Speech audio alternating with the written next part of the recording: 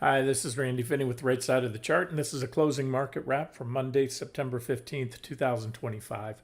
What I'll do in this one is start out with the economic calendar. There's not a whole lot on it this week, but what is on it, particularly the Fed meeting, is potentially market moving. So we'll start there, roll into update on the equity markets. We'll look at the technical posture, short term out all the way out to the long term charts, but we'll do it quick. I'll step from the 60-minute charts to the daily, weekly, and then monthly charts. We'll just look at QQQ and SPY. Then I'll roll into just a quick overview of some of the things I'm watching, and that includes but not limited to bonds, various bond types, government bonds, corporate bonds, both the high yield and investment grade. Still very much watching, and we had a technically significant event on the BDGs, which are private credit companies. That's like the equivalent, you all know, private equity. These are, I did a whole video on the BDGs recently, and private credit. So I'll get to that in a second. That kind of falls under that realm, if you will, of kind of fixed income or lending. And then just a few other kind of random or eclectic mix of things I'm watching, like the financials, crude oil, US dollar, the VIX, including all hit on the SKU index. Haven't talked on that in forever. Retail stocks, because they are tomorrow. As we're starting out here with the economic calendar, we have retail sales tomorrow. That's, other than the Fed meeting this week, that's really the only, the biggest ones that you have on the calendar this week. And then, of course, well, we do have Philly Fed manufacturing on Thursday. And then, of course, on Wednesday after the close, we're going to have the Fed meeting, Fed statement, and then Powell's press conference there. So the statement comes out at 2. The press conference starts at 2:30. And as I often say, don't read too much into the initial reaction of what the market does. It tends to go up, down, or down, up, and could go down and up again until he's pretty much through the press conference, and then the market will begin that day and into the next day to digest what he said there. So, all right, let's dive into the charts. You know what to look for on the calendar. We'll start out here, as I said, on the 60-minute charts. Give you a couple updated charts this morning. I think I had ES for you for S&P 500 traders, but this is SPY. It's a comparable trend line, very well defined, and that is our current trend line. This comes off right early September. Here's my month hash mark there, beginning of September. So the early September lows, we have a lot of reactions. It's nice and clean. As I said in this morning's post, take, with a little bit of, at least a little bit of a grain of salt, any breakouts, breakdowns, because leading up to that FOMC meeting, volumes tend to dry up. There's position squaring. And from my experience, there's an increased chance of whipsaws. It's false breakouts, false breakdowns. Now, that doesn't mean that a breakdown or a breakout on a stock, breakout above a bullish chart pattern or breakdown below a bearish, cannot stick. Just means what I just said. It just, the odds are increased that the breakdown could fail and prove to be a whipsaw.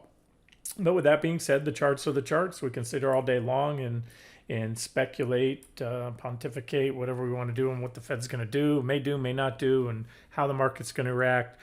So at the end of the day, traders, all we can do is let the charts be our guide. So there's SPY. This is a 60.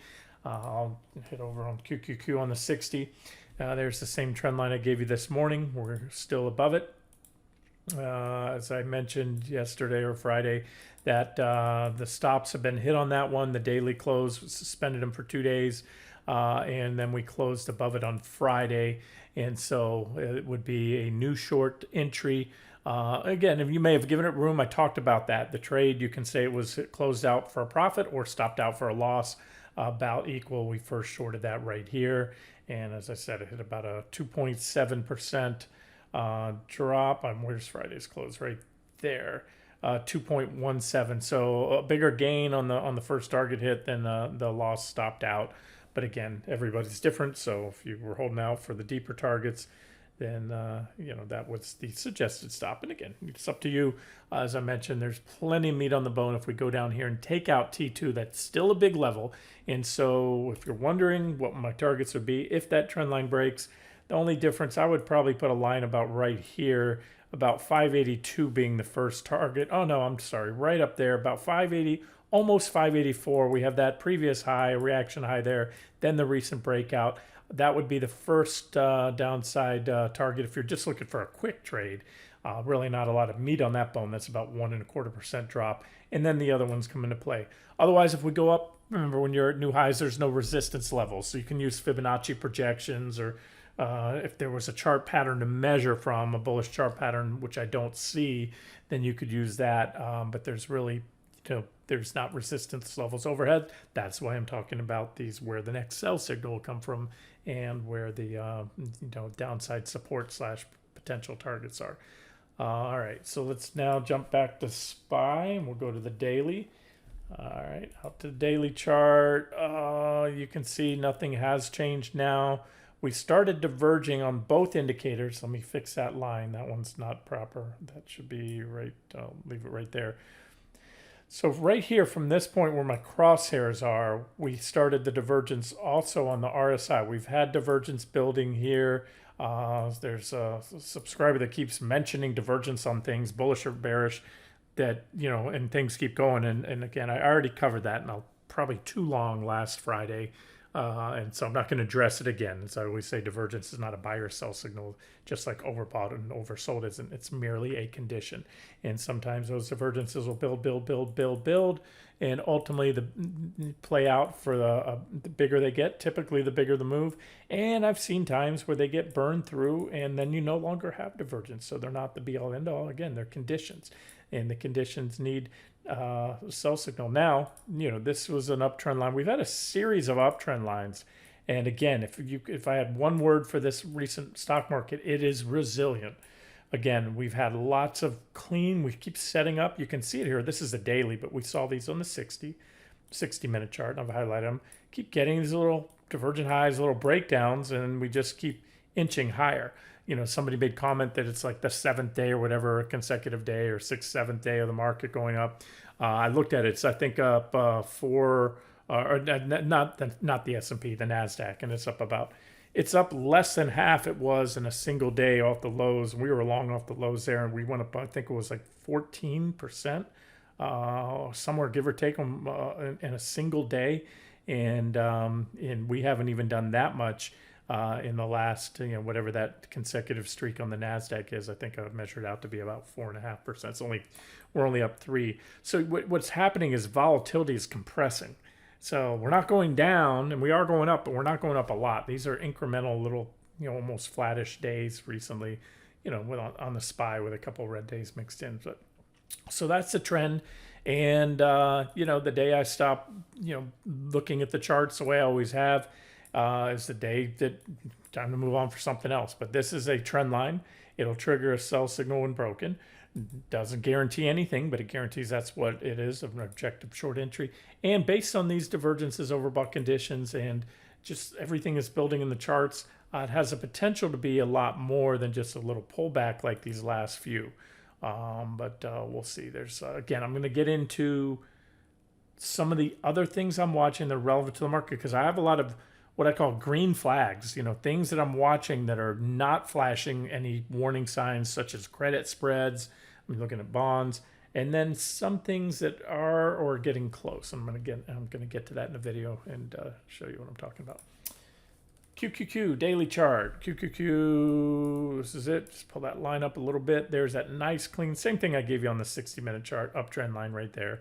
And again, big divergences that continue to build. And these are kind of on the daily time frame, still potential pullback targets if we come back to the 200-day moving averages. But down here, this is the zone that, if and when broken, will most likely open the door to a much, much bigger move down. But we're way above it, so I don't even want to talk too much on it right now, because we have to drop about 17% just to get to the top of that zone. So there's our dailies. Let's go over the weekly. We'll look at QQQ here. I'm going to park this in a second, but I have the histogram down here below. Still green and falling. And sometimes you'll fall, you get a little low. Well, we didn't get that low. This typically, when you get this low, you're going to have a bearish crossover coming, and that defines all these corrections and trends that we've had. Again, it's just a very good trend indicator. And the corrective waves, whether they're the bigger, much bigger ones like this one that we had back in 2022, or even the smaller corrections along the way, or that one, which was pretty healthy right there, those coincide with these bearish crossovers on the PPO when this crosses green to red, crosses below that zero line.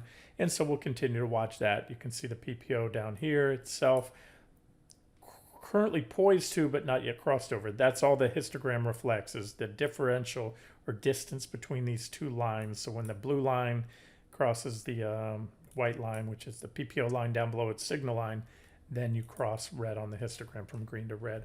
So that's what it looks like on QQQ. There's a near-term uptrend line on this weekly chart. And then before we move on, let's not forget about SPY. SPY is a little healthier on the histogram right now. Still comfortably green. And, we're at this level right here. I'm just going to take this line across and show you that at times it can walk down. It can take several weeks to get down and cross. And sometimes it can happen pretty quickly in relatively short order. And again, you can see the biggest corrections, or just about all of them, in years were, telegraphed by these red histogram bars right there. So that's what the weekly looks like. I guess we can just move on.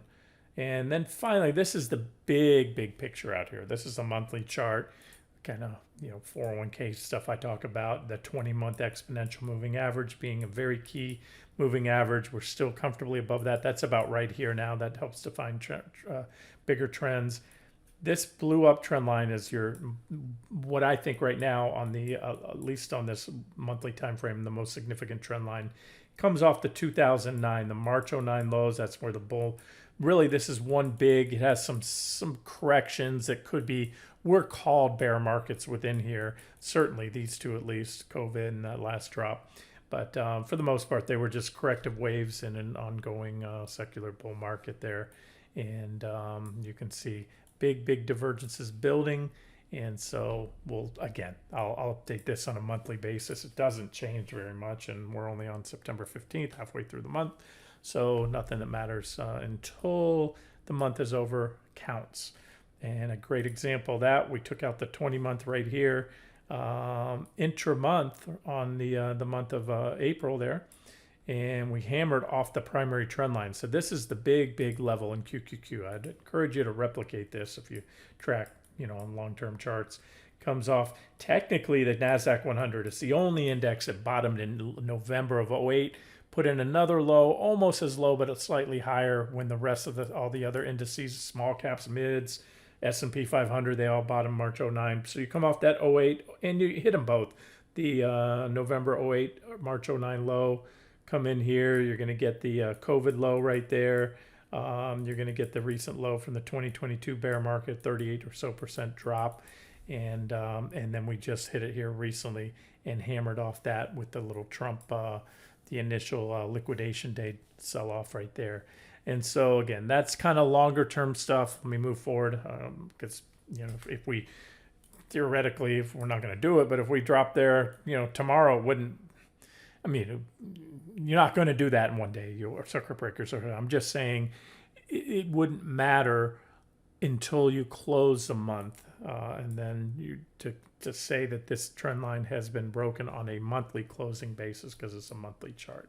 So we need to see where we are end of September, October, November, December, whenever that is. All right. And it's also, if you are bullish, looking to buy, great entries, you want to load up on a 401k or whatever, you can keep buying pullbacks to the primary trend line. It works until it doesn't work with a stop somewhat below.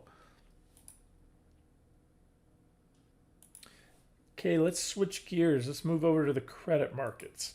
So, as I've said many times, I watch a lot of things out there, including, but not limited to, Treasury bond yields and prices, and also relative to corporates, especially high-yielding corporates, aka junk bonds. They call that credit spreads, the differential that you get between safe money paper, i.e., just particularly treasuries, the safest of all, government all bonds out there, and what the high-yield bonds are paying. And credit spreads have been, in my opinion, not just me, even, it's funny because I'm going to get to the financials in this video. Jamie Dimon, if he's probably been more of a, henny penny, and look out, consumer may buckle. We may be looking at a recession. Credit spreads are too low.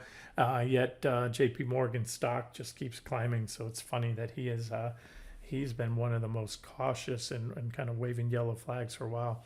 But we'll get to the financials. So TYX is a yield on the 30-year bond. What I can tell you definitively is, as I did the other day, just like before the last year, the previous rate cutting cycle that started, it'll be almost exactly a year ago this week.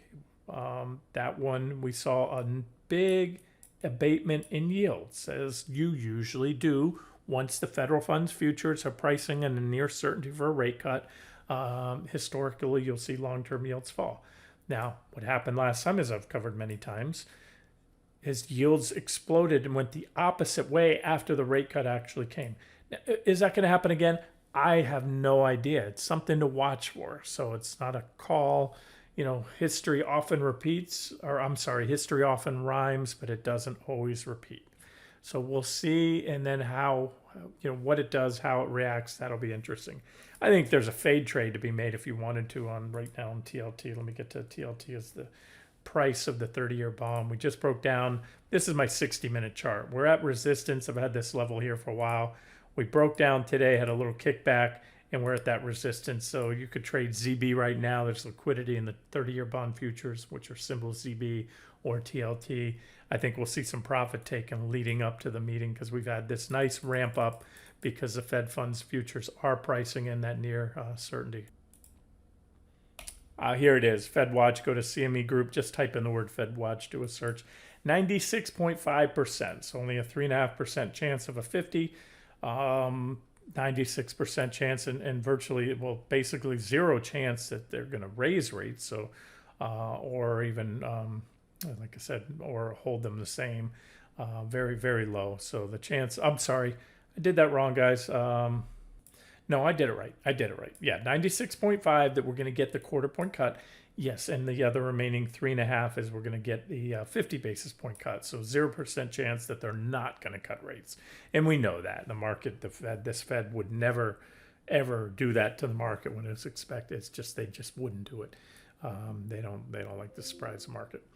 All right, so we'll see. It should be interesting. And if it did, that's going to be a bit of a financial Armageddon, at least for a few days. So, again, if you want to bet against, I'll look at the skew index I'll get to in a second that kind of shows what tail risk looks like right now in the market. Let me carry on here real quick with the 10-year. 10-year bond is still in my green zone, which means bullish, net bullish for the stock market. This is where if the 10-year falls, here's an uptrend line I've had here for a while. Watch that. We're comfortably above it, but if for whatever reason yields start backing up, meaning rising after the Fed meeting, whether it's immediately, whether it's in the coming weeks, these are levels to watch where you have an uptrend line right there. Break that, you're going to get close. Here's my yellow zone down here. This is the yellow zone I'm highlighting right here, and then the orange zone. And this is, I've talked about it before. We got down in the orange zone.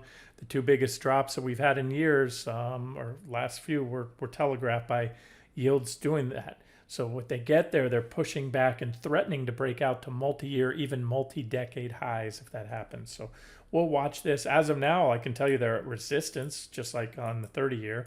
And so if nothing else, I think downside's limited on a short for treasuries right now. If you want just a little fade trade before, or you can ride it into the Fed if you want to gamble a little bit. But anyways, that's what it looks like. So I just wanted to say that we are right now, there are no red flags. At least from the treasury market. This is TNX, the yield. Let me park this. This is my weekly chart just to kind of give you the big picture. So we're still, as I've been talking about, we're in this consolidation area here. We've been holding up the 30 and that's 10. This is the yield on the 10-year bond. And again, it's within spitting distance of breaking out to multi-year, even multi-decade highs if it goes that way. Wouldn't surprise me at all. Slightly leaning that way. Not today, tomorrow, next week, but in the coming months. But we'll react whatever. We break to the downside, and we're going to see a pullback in yields. And that can come, as I said, there's no alternative scenario. I've talked about this a lot. If you're new to the site, I've talked about this many times. So while I'm recognizing an indecision pattern, it's like energy building like a coiled spring. Same thing we had in gold recently. We had a sideways trading range and that broke to the upside. And there's been a lot of energy carrying that trade forward. So this could break either way. Whichever way it breaks, unless it's a false breakout, a whipsaw, that's going to determine the next major trend. If this happens, I can spin it as absolutely nothing, no scenarios, no alternatives, nothing but bearish for the stock market. If the 10 and the 30-year yield bonds break out, the yields on the bonds break out to new multi-decade highs, taking yields back to where they hadn't been since the early 2000s, even possibly back into the 90s, right? That's what's going to happen if that happens. Very bearish for the stock market. Again, I would, be shocked if the stock market held up in that scenario. Now, this scenario on the downside has two. It could be a natural abatement of yields, organic, everything calms down, people were not worried about the U.S. debt, the bond vigilantes don't step in, start selling bonds, and that could support higher highs in the stock market through the end of the year and into 2026. Or there's another scenario where if the stock market starts breaking support, key stocks like NVIDIA and the big tech stocks, and AI bubble burst, breaks down, stock market's heading a lot lower, especially impulsively, you could see a flight to safety bid where institutions are moving money, selling stocks, buying treasuries, which pushes yields down. And that would also be if you see the stock market bubble pop and the housing market's already are clearly turning, and the markets I look at and nationally we've seen that soften, then you would see lower inflation expectations also helping bring down yields. So again, we'll see which way it breaks. It's kind of a sideways thing there. And then as I mentioned, you can look at things, you can pull credit spreads. I don't have that chart in front of me right now. I check it all the time. I have it bookmarked. But you can just watch junk, JNK or HYG, the two big junk bond ETFs, and know that, when credit spreads start to rise, what you'll see are treasuries either hold their value, TLT and IEF hold their own or continue up, and junk bonds fall. So you want to watch on junk bonds, I have this wedge forming. It's like the stock market. And if you're not aware of this subclass, if you will, of the asset class fixed income or bonds, junk bonds, unlike all other bonds, trade different. They trade much more in line to the stock market because they're more sensitive to the economic cycle. If the economy starts to turn, unemployment continues to rise. We've just seen that turn. The inflection point to me looks like it's clearly in, but it tends to accelerate at some point. At that point, you'll see a quick reversal, money coming out of junk bonds as the default rates start to spike up. All right, and we just saw, and I'll talk on it a little bit more in a second, we saw that Tricolor bankruptcy last week, one of the big automakers, and some of the impacts that may have. Again, I'm going to get to that in a second. Right now, that's holding up. So this is a green flag unless this breaks down. So again, what you want to watch for, if junk bonds are falling or treasuries also falling, or are they holding up, rising, and then that means you have credit spreads widening. So as of now, that's okay, but things can change on a dime in the market. So that's why these are the things I continue to monitor. I also watch national municipal bond funds as well, but I've been watching California in particular because it's the economy of California is so large, and if they have problems with CalPERS, the big California pension fund, world's biggest public, I believe, at least the nation's biggest public pension fund, then that can spill over into California bonds. Well, there's been a nice breakout in California bonds recently. And so this is an abatement of yields. Now, just like treasuries, we're at resistance. That's why I told you today, I think this is the end of the run right here. This is similar to what we saw to that Fed meeting a year ago. We saw bonds rally, yields fall leading up to that. Either way, right now, this red flag isn't red. It will be really red if we drop below that 10-ish level right there. That's going to spell trouble for California, and California's problems will likely spill over to the rest of the country. But again, it was technically induced too. You had a divergent low right here, positive divergence, and then you broke out of that wedge. And the other one I watch for California is, where is it? These are national muni bonds. You can see they've been ripping too just lately. And then I have PCQ, another California PIMCO, California Muni Income Fund. And you can see just a nice clean downtrend line with a little wedge type pattern there. Positive divergence just broke out, but at really nice resistance too. I'll say it now with a high degree of confidence. If you need to short a lot, if you're going to short bonds, they don't move a lot. So you beta adjust up, you take 2-3 times what you would on a SPY or QQQ trade at least, because the moves are a lot smaller. But you have the 200-day moving averages, you have resistance for a pullback trade. I think the odds are pretty good right now. That's pretty nice resistance up to about right here. There's a gap you can see stop somewhat above there. So if you're looking for a trade outside the equity markets going into the Fed, you can look at PCQ. Otherwise, just a pullback trade. It broke out of this, and as long as that breakout sticks, this is where all hell breaks loose down under that 817. Remember, that's where we bottom there. This is a very good. What happens when you look at this? Remember, bond prices are opposite yields. So if you see PCQ break this is a multi-year or maybe all-time support for this ETF that holds California bonds.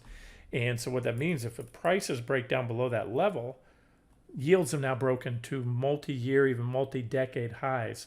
And then that has a big impact, a domino effect. So these, again, are the things I'm watching. I just want to say this recent abatement in yields, i.e. rally in bond prices, is kind of lowered the the caution meter, if you will, from this point of view, right? So that's a check. I'm watching, as you know, USO, crude oil.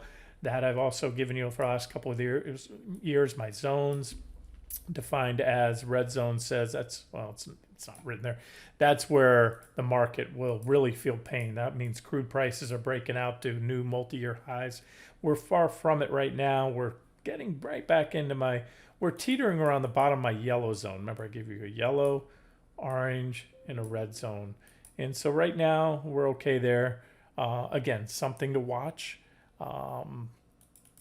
Crude fall, if it falls due to natural forces, maybe there's a lot of supply coming out, maybe Saudi Arabia, Middle East, OPEC's pumping, there's a lot going on with Russia right now, and of course domestic production, but if you see that fall, it could be demand destruction.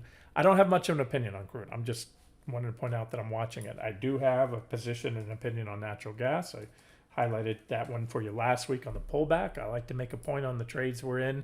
I don't always highlight them when they're up. In fact, most trades you'll know I tend to highlight when we get pullback. So we had a breakout. We'll hit this R2 level. These are resistance level. These are still all the targets on this trade.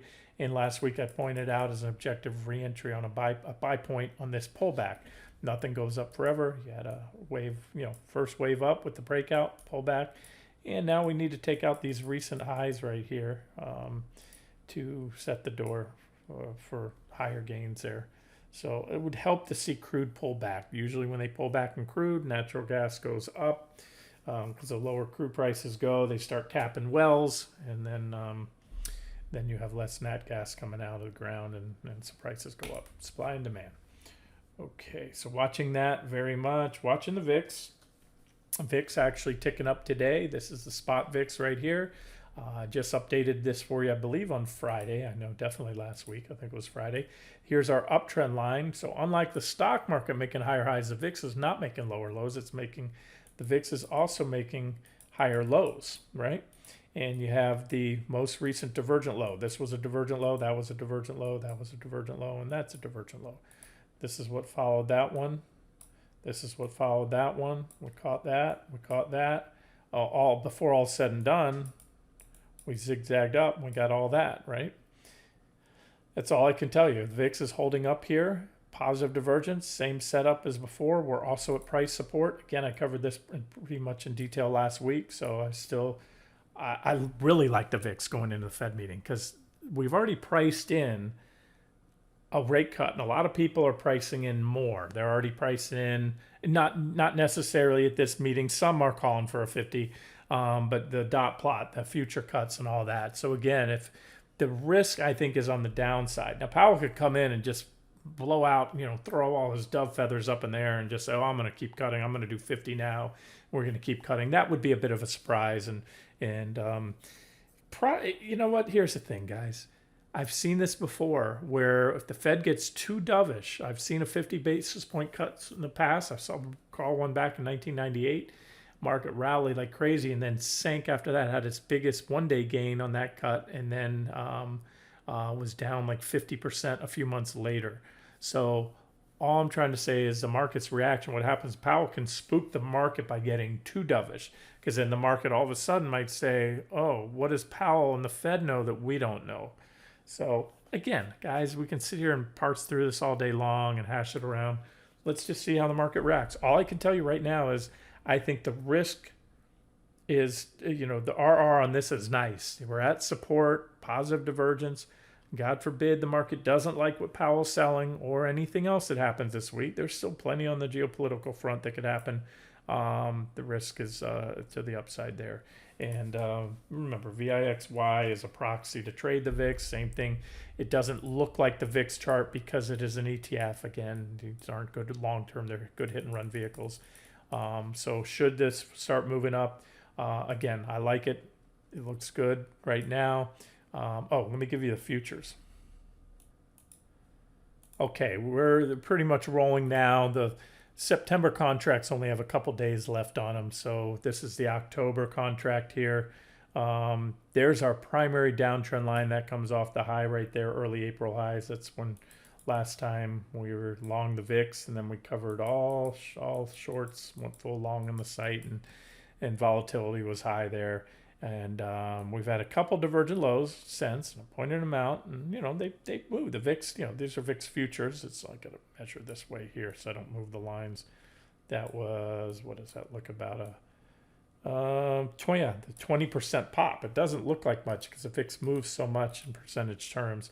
But all I can tell you with certainty is that we have positive divergence. And just like I started early in the video, because one person continues to mention positive and negative divergences, it's not a buy signal. What's a buy signal? This. Pop that line, pop that 21, 25 first target, pop that target, you're going to go to the next one, and so forth and so on. So right now, let me just, in case things get wonky after the Fed meeting, these would be your near-term targets I just marked for you. I'm going to give you one more. I see some resistance right about here. And there you go. You can screenshot that if you're a VIX futures trader. And, that's it. Oh, and here's how I trade the VIX too. You get a break. I started the video with, and the day actually earlier with the futures as well. It gave you uptrend lines, nice, clean, well-defined uptrend lines on ES, SPY, QQQ, and NQ, both the futures and the ETFs, 60-minute charts. You break those, especially a solid break, especially a solid close below those levels. That in itself is a reason to add to the VIX. The VIX will probably be going up anyways, but that will help confirm, maybe get you in early before the VIX breaks out. And again, so the way it works, just like the stock market in reverse on, you go down, if SPY does break down, well, what does it have? You have on the 60-minute chart, you have, I didn't mark this one up fully. You get a little, you break the next support level. I'll give you it right now. You've got support right here. So let's say tomorrow, hypothetically, if there was no Fed in the way on Thursday, but again, take it for what it is. It's up to you if you want to trade a Fed week. I wouldn't go crazy heavy, but you break down there, that's your first break of support. That's a sell signal, not this, that. Then you break the 656.84. That's the next one. Then this is more of a support zone. You break that, and that's it. And this is comparable to the level on QQQ I gave you. That's a big level. That's where QQQ hit its first target, that last short trade we had right there, and then bounced. So that was comparable to the T1. This is the lights out level, about 619.66 for SPY, where things would really get ugly. And just to gauge it for you, we'd have to drop 6% to get there. If we drop 6% on the SPY with this low volatility and this low grind, again, somebody mentioned how we've been moving up lately in QQQ. Again, let me show you how that works. This is a daily chart of QQQ. It's what is that? 4.5%. You can lose 4.5% in a really bad day in QQQ. These are small little candles that could get wiped out quickly in the right market conditions. So just keep that in mind. These are little low volatility, low grind higher candles. And if that happened, like I said, the VIX, all I can tell you, when it can just out of nowhere start exploding from these levels, but it's going to take a catalyst. And right now, fixed income's not giving a lot of warnings. Oh, there's one thing I meant to cover and I'm going to get to now. Okay, so you remember a couple weeks back, this is it. This is BIZD. This is the Market Vectors BDC Income ETF. Those are business development companies. These are private loan company, private lending companies. So it's like private equity. Instead of taking equity stakes, they're lending money out, and it's oh,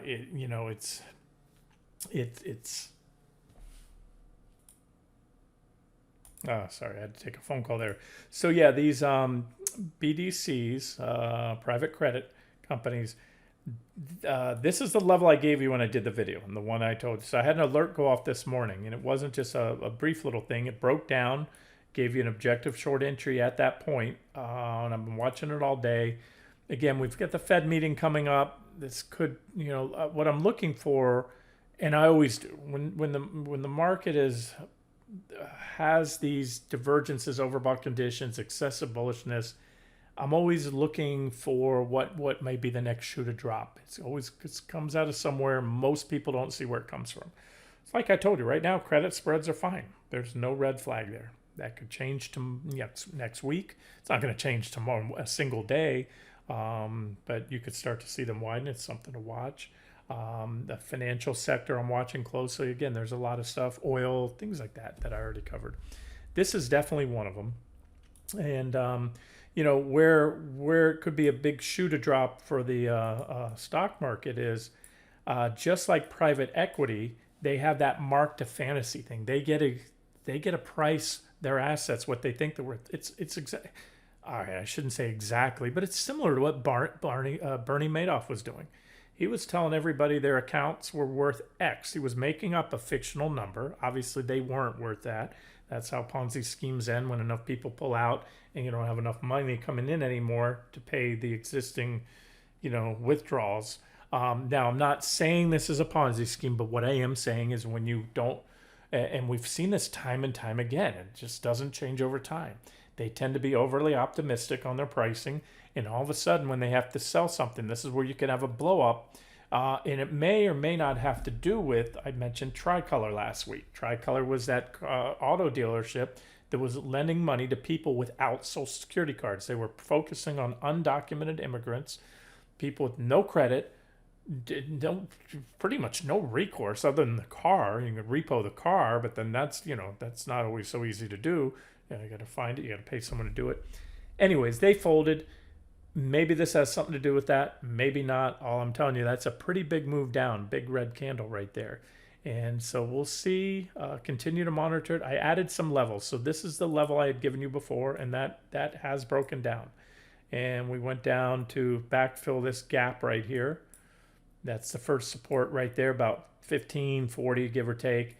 This is the next level. Again, something to monitor. I'm not making too much of it. In fact, I didn't even point it out earlier because the Fed's coming up in a few days. Maybe this was just some unwinding of positions pre-Fed. You would think that lower rates would benefit this sector, right? Naturally, they're borrowing money and turning around and lending it out. And so just like a bank, they want short-term rates to come down because that's how lending works. That's where banks used to make all their money, and now they play around the stock market and all these other shenanigans since they repealed Glass-Steagall and all that other stuff. But for the most part, banks take your money in, pay you squat on your checking account, if anything, and then turn around and lend it out at 5, 6, 7, 8, 10% on car loans, mortgages, and other stuff like that. So, all right, just watching this, guys, and this is, of the components here. I put together, when I did that video for you, I had a list of the components in that sector, and these are them. These are BDG companies right here. These are all components, companies, the business development groups or private credit companies. And so this was broad-based today. And so you have to ask yourself, what's that? And again, guys, it's just something worth monitoring. It's something to trade if you want. These are breakdowns. These are sell signals, or something to monitor if you're wondering where the next shoe to drop. Because you know, if this continues down, the press may not pick up on it today, tomorrow, or next week. But I promise you, if it continues, it will. And then we're in a bubble, guys. We're in a huge AI bubble, very similar to 1999. And everyone's looking, you're just watching the video to see that bubble pop. You know, there's a bubble in credit too, a bubble in a lot of places right now. So that shoe can drop pretty much anywhere. So I'm going to watch that. I'm just adding a little line I see there. Let me rifle through I'm just going to go through some of the top components in there that I had, or the ones that are down biggest. That one down 5 1/4, and MFC. This one right to support. Here it actually took out support, but a little bit below. I'll give it the benefit of the doubt. I'll put a line right there. This is the line I had when I did the video for you a few weeks back. But there's also a reaction low there. Yeah. So I'm gonna call this one down to this support right now. So again, anything much below 14, you're getting in. This is where the markets were melting down after liquidation day, and that's no bueno. With the stock market pushing all-time highs, you have to ask yourself, why is private credit, what's going on here? Why are we well off highs on most of these stocks? And why all of a sudden, right in front of a Fed rate cut, why are most of these stocks falling big today? Something's happening. This is, again, in my opinion, it could be some big sellers, 1 or 2 big sellers. Anything's possible. So that's why I watched this.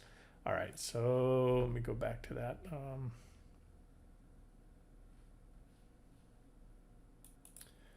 All right, let me, on a somewhat related note, continue to watch the regional banks. So I mentioned last week when I brought up the Tricolor bankruptcy, one of the biggest, I would think Fifth Third, which is a regional bank, super regional. I used to work for Fifth Third years back. I worked for their brokerage program, Fifth Third Securities, wholly owned brokerage program. A lot of regional banks have their own. And what was the number? Oh God, $200 or $400 million hit they're going to take on that Tricolor bankruptcy. And another one of the big banks, I don't know, I can't remember now whether it was Citi or JP Morgan. They also had the same amount of stake, but it won't hurt them like it would Fifth Third. But KRE is a regional banking sector ETF. So I watch this. I continue to monitor these. I look at, very closely. I keep an eye on this sector. I watch the regional banks, go through KRE. I look at all the components. And then I'm watching Fifth Third. Fifth Third, when I look at the technical posture, peaked like so many. The regionals peaked like, just about everything but tech peaked back here. AI is in a bubble, which is bringing tech up. But a lot of things peaked way back here in 2024 or earlier. And, it's not too far off those highs, but what happened, it looks like it's come full circle. Just like then, divergence. That was a divergent high with a correction. The divergence got bigger, another little correction. And finally, one of the big corrections, it took the primary uptrend line to break. And from there, not from the highs, but from the trend line break, which was the sell signal, you had a 30% drop in Fifth Third. Fifth Third has now come full circle. Put in a divergent high, not to say it can't keep doing that. It did, however, already took out its primary uptrend line, and it's been back testing it, and it's set up this sub channel here, this little minor trend line, which forms a channel, price channel. So that would be your first sell signal. I'll set an alert for it. I'm sharing this as a trade idea for those interested. And then secondary would be a break of the BOD, or benefit of the doubt, 44.25 level. Maybe you probably want to wait. Again, let's see what happens with the Fed. And then if that's taken out, we go down here. First target's 40.80. That's going to be a drop, and it's also going to come in around the 200-day moving averages. That's about a 10% drop to my first target. I'm going to do it for you right now. I'll sharpen my pencil right there. Tell you the second target's going to be down here. And again, let's see what happens. We have to, number one, we have to have a sell signal breakdown. And number two, we have really nice price support just below it. That's why I call that the BOD, or give it the benefit of the doubt. Wait for that 44.25 to get taken out. one to watch. And if that happens, there's going to be most likely trouble in the regional banking sector, because that's one of the biggest ones. And then the other big banks, this is well, I believe the biggest one, 80 billion PNC Financial. Look at that beautiful bearish rising wedge. It's not marked up, but that's a divergent high. That's a wedge, just like that was a divergent high. USB, US Bank Corp, nice little wedge right here. Look at that with a trend line, secondary sell signal break below that. Negative divergence, divergent high, and so forth and so on. I don't have them all marked up, but they're all very similar. So there's a sector eyeing for the next short trade on. And then this one's also testing that previous high right there. All right, let's move on. When I was covering the VIX, I didn't go out to I just showed you the daily. This is what it looks like on the weekly chart. You know, these big divergent lows. We've only had on the weekly 1, 2, 3, 4, 5, 6. And we're still coming off that 6th one there. That's, again, VIX is making highs. This is where real bear markets end. This is where COVID ended, the financial crisis. We haven't even come close to that yet. So, it's a longer term potential target. But the other one I wanted to share is the skew. Skew is the VIX's lesser known cousin, if you will. And you can read up, and I encourage you to do so if you're interested, read up the methodology. This is more, it doesn't have a perfect track record, but it is something that's based on put and call buying, like the VIX is, but with a different methodology. I think they use out of the money and in the money puts and calls that are like a certain range. I think it's 5% in and 5% out of the money. And what it helps to predict is kind of some people call it the black swan predictor. It's just when the markets start hedging up, when they hit that certain criteria, a normal skew is going to be, around here, about 120 or so or below. And you can see here, this was the dot-com bubble. You skew. Over time, it's gotten bigger. Keep that in mind too. When you look back, you study any chart, know that over time, some things change. So with the skew, it's really been this kind of increase as we've gotten into what I've called a supersized market. Ever since the Fed decided they could just keep printing money and quantitative easing and hold zero rates so long, they've created bigger shock waves, if you will. The ups are bigger. We're really heading into some, just, it's kind of the whole stock market seeing in 1999-ish. And we're heading into something where the corrections now, the media calls them bear markets because they've dropped over 20%. I call them just corrections, if you will, 2022, COVID, all that other stuff. But the point is the ups and downs are getting bigger and bigger. And so the skew is ticking up as well. But you could see there was a clear tick up. That was the dot-com bubble. Remember, it was 1999. And it burst in 2000, early 2000. And here's the financial crisis. Remember, it was October of 2007. We had a shot across the bow just before that, a few months earlier that year. But the skew was elevated back then at the high end of its range. And so we've had some pretty good corrections and drops since. Remember that big fourth quarter of 2018 drop? We got an elevated skew there before that. And then what happens is things after that big Q4 drop, and again, I don't have the stock market chart in front of me. You can probably remember this. If not, pause the video, look it up. Big drop in the fourth quarter of 2018. That was when the Fed first tried to take the easy money, the punch bowl away from the markets, started a hiking cycle. Market, as expected, threw a hissy fit. But then after that was over, the big Q4 2018 drop, there was an abatement. The market rallied. It was over. We had that big drop in 2020, right? And you could see it was telegraphed. Again, remember, the market peaked. The NASDAQ peaked, I think it was November 2021. The S&P right in the beginning of 2022. And skew was telling you, hey, something's coming. Something big's coming. And then boom, once it came, everything reset. Safe to get back in the water. Right now, all I can tell you, the skew is elevated. And we're coming off record highs. And yeah, we had a little pullback after that peak right there. That was in the beginning, you can see there, and that was December of 2024, the last time we had a big peak. And I'll just pull up the Qs.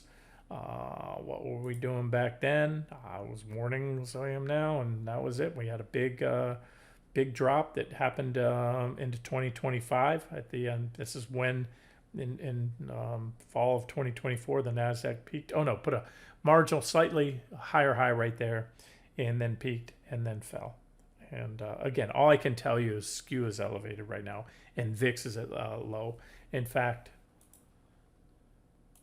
okay, I hit the pause button, and I'm not sure if it got what I was talking about there. I restarted here. I was just going to say this is when volatility premium is a lot higher.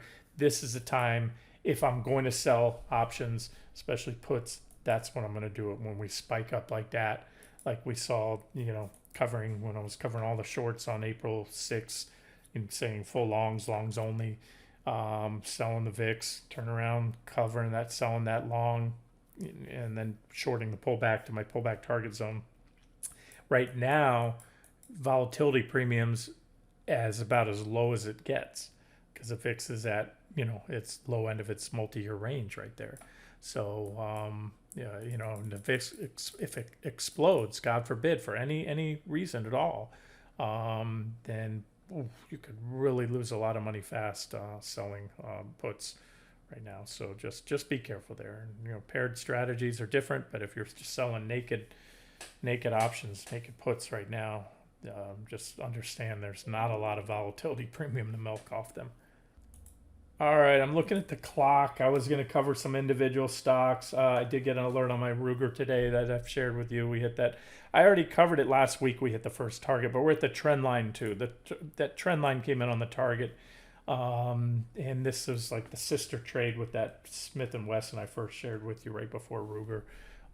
That one is also at the trend line and 200-day moving averages. So I still think these are constructive charts longer term, but I did want to point out they're both at resistance and multiple resistance. This is triple resistance. You have the downtrend line, you have the price resistance, downtrend line, and 200-day moving averages. While it can certainly break out, and if and when it does, that opens the door to the next target or targets. But we may get a pullback first before then, so just keep in mind. But a longer term, very constructive chart. So whether we pull back, you buy a pullback to support, then we break out, pull back deeper, pull back to support, or we go ahead and break out. That's certainly possible. The targets, they're already marked on this chart, at least up to this downtrend line right now, or somewhere maybe about right there. All right, let me wrap it up, get the video out to you guys. This has been Randy Finney with Right Side of the Chart. Have a great day.